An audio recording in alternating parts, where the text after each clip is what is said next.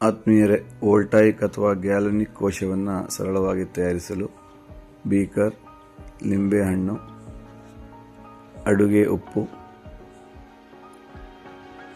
ತಾಮ್ರ ಮತ್ತು ಸತುವಿನ ಪಟ್ಟಿಗಳು, ವಾಹಕ ತಂತಿ, ವಿದ್ಯುತ್ ಪ್ರವಾಹವನ್ನು ಅಳೆಯುವ ಮಲ್ಟಿಮೀಟರ್, ನೀರು ಇತ್ಯಾದಿಗಳು ಬೇಕಾಗುತ್ತವೆ.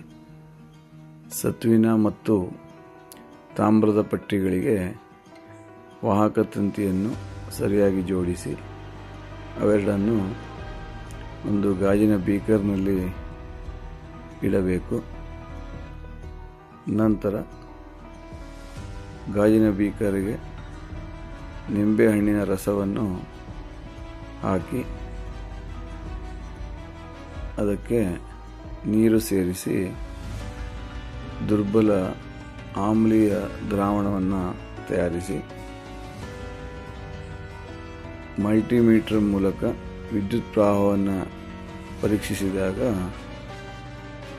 ಅತ್ಯಲ್ಪ ಪ್ರಮಾಣದಲ್ಲಿ ವಿದ್ಯುತ್ ಪ್ರವಾಹ ಉಂಟಾಗುವುದನ್ನು ನಾವಿಲ್ಲಿ ಕಾಣುತ್ತೇವೆ.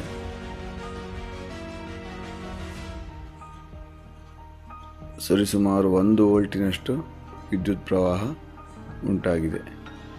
ಎರಡನೆಯ ವಿಧಾನದಲ್ಲಿ ಲವಣವನ್ನು ಅಂದರೆ ಅಡುಗೆ ಉಪ್ಪನ್ನು ನೀರಿನಲ್ಲಿ ಕರಗಿಸಿ ಅದರಲ್ಲಿ ಸತುವಿನ ಮತ್ತು ತಾಮ್ರದ ಪಟ್ಟಿಗಳನ್ನು ಇಟ್ಟು ವಾಹಕ ತಂತಿಗಳಿಗೆ ಅವುಗಳನ್ನು ಜೋಡಿಸಿರಬೇಕು. ಇಲ್ಲಿ ವಿದ್ಯುತ್ ಪ್ರವಾಹವನ್ನು ಅಳೆದಾಗ ಇಲ್ಲಿಯೂ ಕೂಡ ಅತ್ಯಂತ ದುರ್ಬಲ ವಿದ್ಯುತ್ ಪ್ರವಾಹ ಉಂಟಾಗುವುದನ್ನು ನಾವು ಗಮನಿಸುತ್ತೇವೆ.